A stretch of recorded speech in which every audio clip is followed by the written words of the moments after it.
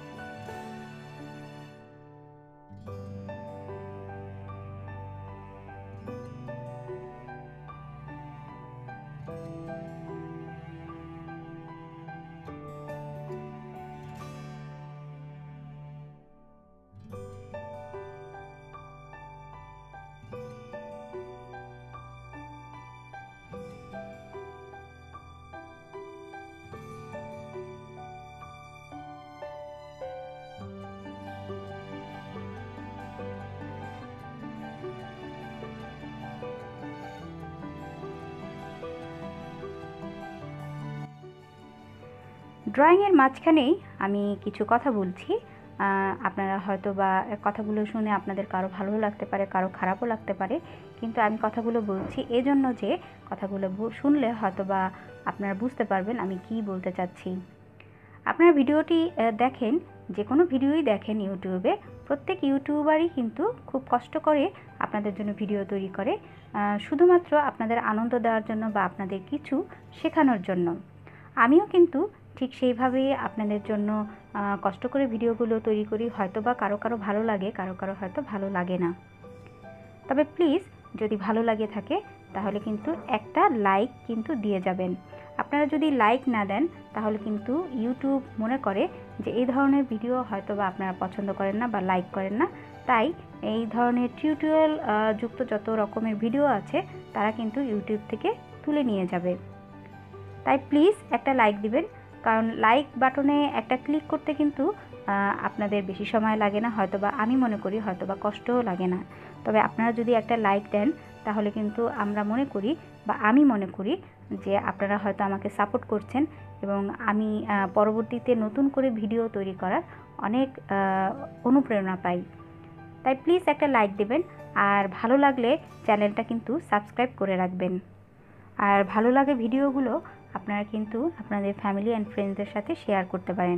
Please আমার কথাগুলো আপনার মনে কিছু করবেন না, হয়তোবা আমি আমার মনের বক্তব্যগুলো আপনাদের কাছে শেয়ার করলাম, হয়তোবা কারো ভালো লাগতে পারে আর কারো খারাপ লাগতে পারে। যদি খারাপ লেগে থাকে তাহলে প্লিজ স্কিপ করবেন, মনে কিছু নেবেন না।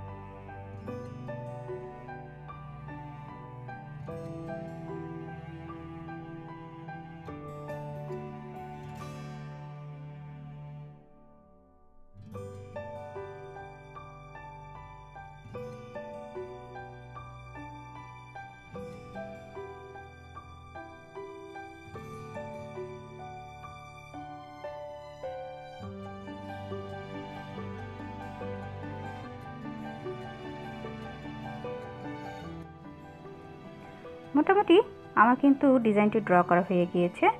উপরে এখানে একটি লতা পাতা বা একটা ফুলের কুলি রয়েছে, সেটা ড্রয়িং আমি ঠিকই করব, কিন্তু পর্যাপ্ত পরিমাণে কাগজ না থাকার কারণে আমি কিন্তু পুরোটা এঁকে দেখাতে পারছি না। যতটুকু সম্ভব ততটুকু আমি এঁকে দেখাচ্ছি। উপরে হয়তোবা কিছুটা বাদ পড়ে যাবে, সেটা আমি সাইডে এঁকে দেখাবো। আপনারা হয়তোবা আমার কথাটি বুঝতে পেরেছেন। সরি, আমার কাগজটা হয়তোবা বেশি বড় নাই। আপনারা যদি বড় করে একটা কাগজ নিয়ে নেন বা কোনো ক্যালেন্ডারের পেছনের অংশটা নিয়ে নেন তাহলে কিন্তু একবারেই এঁকে নিতে পারবেন। ঠিক উপরে একটা কলি আছে, আমি কলিটা দেখিয়ে দিচ্ছি। দেখুন, এই যে এরকম একটা কলি উপরে হবে। পর্যাপ্ত জায়গা না থাকার কারণে উপরের এই কলিটি আমি একটা সাইডে এঁকে দেখাচ্ছি। আপনারা হয়তো বুঝতে পারছেন আমি কি বলছি। তাই আমি ঠিক এরকম একটা কলি সাইডে এঁকে দেখাচ্ছি। এই কলিটি কিন্তু ঠিক ওই লতাটার মাথায় হবে।